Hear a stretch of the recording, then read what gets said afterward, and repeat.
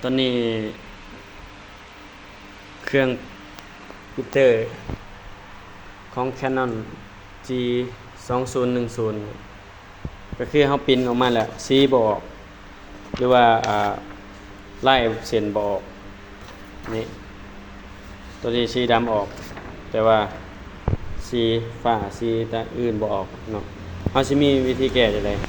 ขั้นตอนที่1เขามาเปิดเบิ่งเครื่องนี่ก่อนคือตัวนี้เปิดได้เปิดแล้วตัวนั้นมันสิค้ำไว้เอามาเบิ่งมึกเฮาว่ามันมาเต็มบ่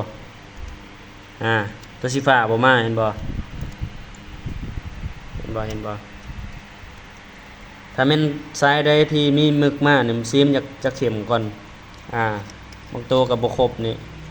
มาน้อยเดียวเป็นอันนี้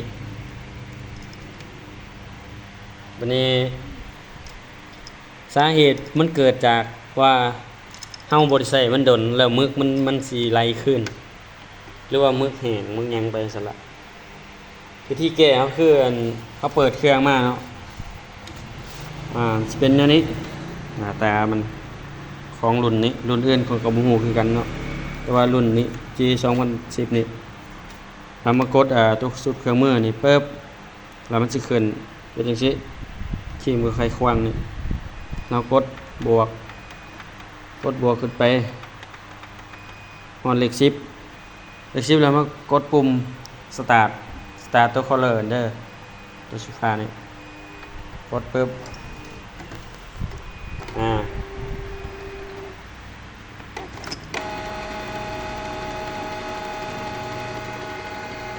เห็นบ่มันสิดูดมึกมา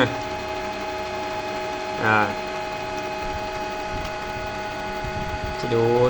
ดมา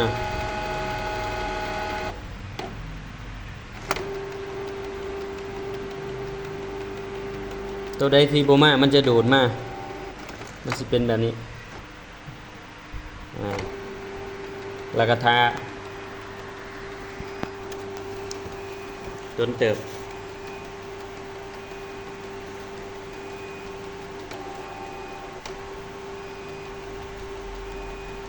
เดี๋ยวค่อยสิตัดไปคลิปบามันแล้วเด้อแล้วจังสิปินให้เบิ่งใหม่เพราะว่าตัวนี้ก็ทาโดนเติบได้เพื่อมันสินะระบบมันจังสิแล้วเนาะ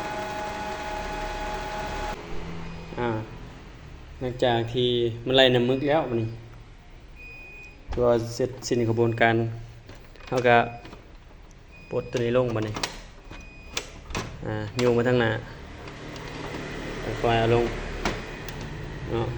ลองมันแจบบริเวณชิลองปิ่นเมืองได้บานโดนเติบเลย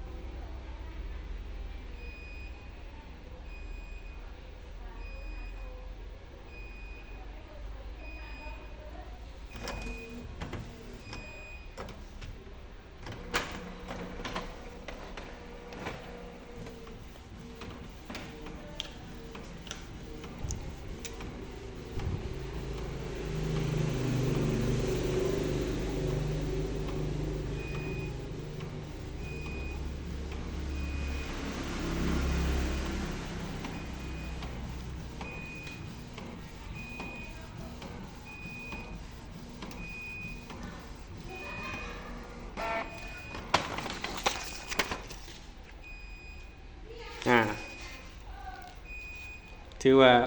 โอเคอยู่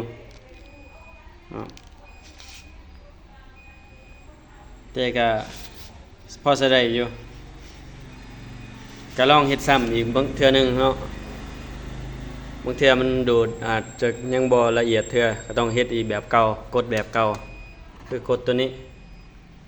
กดตัวนี้แล้วมันสิขึ้นมาสุดเครื่องมืออยู่นี่นะครับกดบวกก็ไปฮอดเลข10แล้วกดสตาร์ทตัวนี้เนาะอีกเทื่อหนึงแต่ว่าตัวนี้ก็ถือว่าโอเคละได้ละนี่ถ้าเทียบใส่กับในคอมเนาะมันจะจบคลิปเท่านี้